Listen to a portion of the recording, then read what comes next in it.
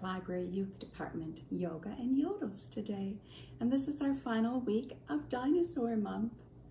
I just wanted to let you know that next week, at the beginning of April, we start celebrating Earth Month, Earth Day and Earth Month, and Miss Hannah and I are working on a kit for the book Owl Babies. We can't wait. There'll be a couple other surprises for Earth Day and Earth Month in April too, so I hope you enjoy that. So we're going to finish up with Lori Berkner's We Are the Dinosaurs. It was a great way to start out the month, and now we're going to end it with that great song. So you will do the motions along with me. There's lots of marching, so when you hear this, you're going to be marching around the room with your feet. Marching, marching. And then when we stop and take a rest, you can lay down and lay your head down. And then at the end of that verse, we'll be going, wake up, Miss Donna. Okay, I think you remember. We are the dinosaurs, marching, marching. We are the dinosaurs. What do you think of that? We are the dinosaurs, marching, marching. We are the dinosaurs. We make the earth flat. We make the earth flat. We stop and eat our food when we are in the mood. We stop and eat our food on the ground. We stop and eat our food when we are in the mood. We stop and eat our food, then we dance around. 'Cause we are the dinosaurs, marching, marching. We are the dinosaurs. What do you think of that? We are the dinosaurs, marching, marching. We are the dinosaurs. We make the earth flat. We make the earth flat.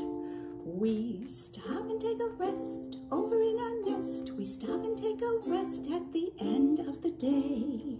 We stop and take a rest over in our nest. We stop and take a rest, then you'll hear us say, wake up, Miss Donna, 'cause we are the dinosaurs, marching, marching. We are the dinosaurs. What do you think of that?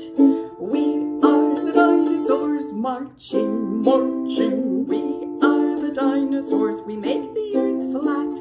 We make the earth flat. Are you ready to roar?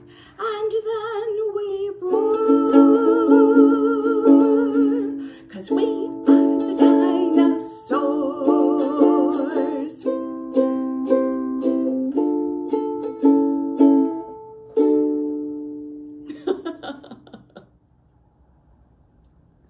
Our book for today is Dinosaurs Galore with an exclamation point. And our author is Giles Andre. It's illustrated by David Wojtowicz. And it's got some pretty funny poems in it. It is published by Tiger Tales. Thank you, Tiger Tales. And we're going to learn a little information about some of the most famous dinosaurs that lived.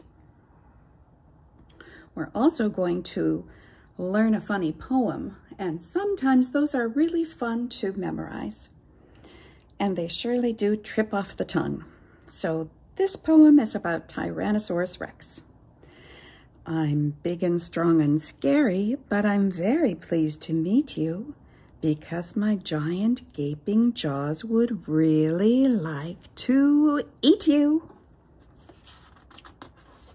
That might include a tickle. Oh, here's a poem about the Ankylosaurus. I've got armor on the top of me and tough skin underneath, so if you try to eat me up, you'll really hurt your teeth. Velociraptor. When I see a tasty herd of little dinosaurs, I catch a few for supper with my giant pointy claws. And to make that rhyme, what would you have to do? When I see a tasty herd of little dinosaurs, I catch a few for supper with my giant pointy claws. So you'd have to have a certain kind of accent. Here's our Microraptor. I'm as little as a chicken, but please don't be too hasty. Although I may be chicken-sized, I'm nowhere near as tasty. See how fun that would be to memorize? Here's a Diplodocus. I'm not the quickest thinker because my brain is very small. But who needs to be clever when you're 35 feet tall? Well, that's true. 35, that's taller than the library, probably. Spinosaurus. I'm sure you can see the big sail on my back. I use it for storing up heat. It's also quite handy for making new friends, 'cause everyone says it looks neat. I like all the bright colors in this book. Oh, Triceratops. It's always been one of my favorite. 1, 2, 3 horns. I'm the Triceratops. How do you do? I've got these 3 horns on my head. They're useful for keeping my enemies back, but they're not very comfy in bed. I can imagine rolling over and you'd be right on those 3 horns. Supersaurus. My neck is so long I can stretch it to nibble the tops of tall trees. I like to look down at my friends on the ground who barely reach up to my knees. There's a lot of good rhythm in that one. Here is a pteranodon. See the crest upon my head? It helps me when I glide, and the girls say it looks groovy as I swoop from side to side. Very brightly colored. I don't think they were really that brightly colored in real life, but we can use our imaginations. Ichthyosaurus. I'm a swimming reptile. I dive down in the sea, and when I spot a yummy squid, I eat it up with glee. That squid right there. Stegosaurus. I am the stout Stegosaurus with 2 rows of plates down my back. I've also got spikes on the end of my tail, which I use when I'm under attack. Giganotosaurus. Giganotosaurus. I am enormous and fierce and strong. I live by the shores of the lake. There's a rumbling sound when I stomp on the ground and the earth starts to shudder and shake. And all of our dinosaurs, unfortunately, did not live happily ever after. But the end. We've come to week 5 of Dinosaur Yoga Month. And I think you all know that we start out with our extended mountain pose with flying bird breath. And what dinosaur is that? Quetzalcoatlus. Yes, so we stand tall with our legs hip width apart and our feet facing forward, and you relax your belly. Take a few nice deep breaths.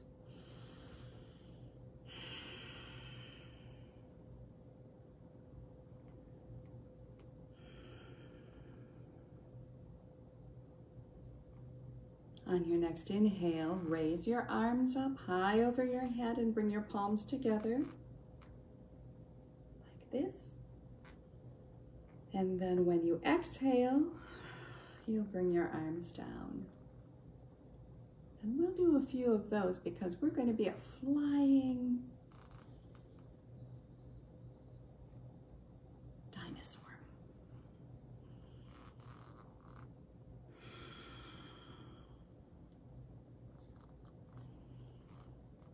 This is a wonderful pose to use whenever you need to take a nice deep breath and move your body a little bit.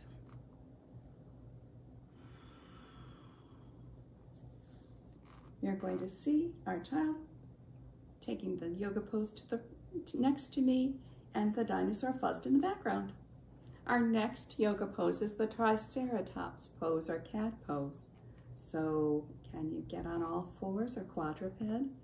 And you're going to round your back and tuck your chin into your chest. Oh, I can do it while I'm sitting here and it feels really good. This is my Triceratops and I'd be showing my 3 horns here.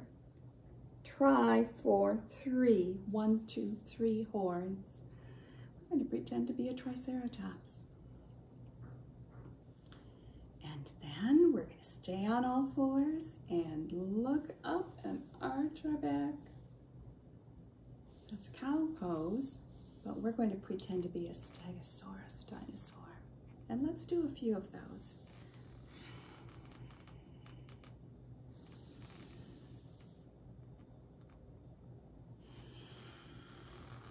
Grown-ups, you can do this one when you're at your desk and you're working from home.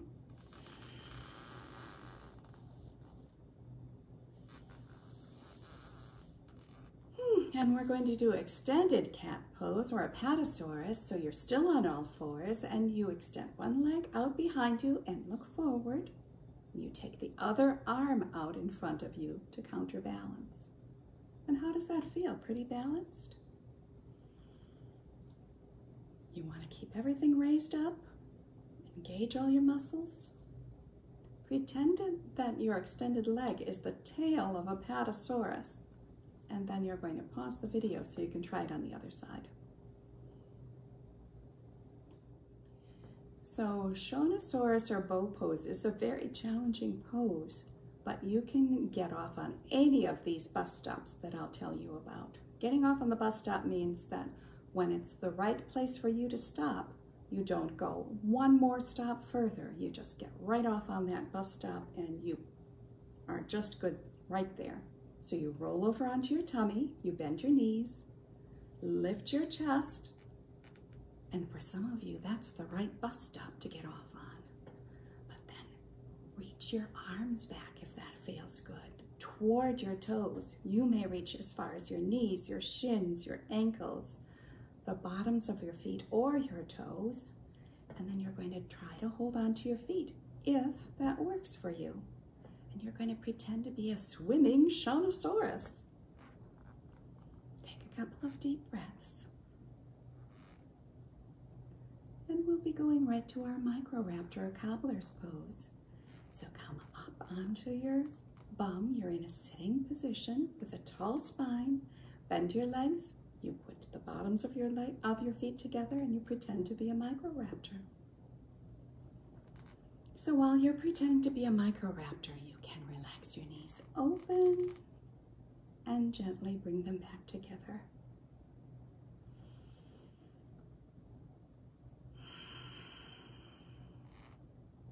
If that feels good to you. And then I think we all know what extended child's pose is now, the mid-me pose. So you'll be sitting on your heels. You slowly bring your forehead down toward the mat. And you place the palms of your hands, stretch them out. Even this part feels good to me. Take a couple of nice deep breaths. And you're going to imagine to be a mini. We'll be finishing up our time together with the Aloha Song. And you know, aloha means goodbye and hello. And what I'd like you to do is stand up and do the hula dance if you like. Aloha, oi, aloha, oi. Story time is over, our dancing time is done. Aloha, oi, aloha, oi, until we meet again.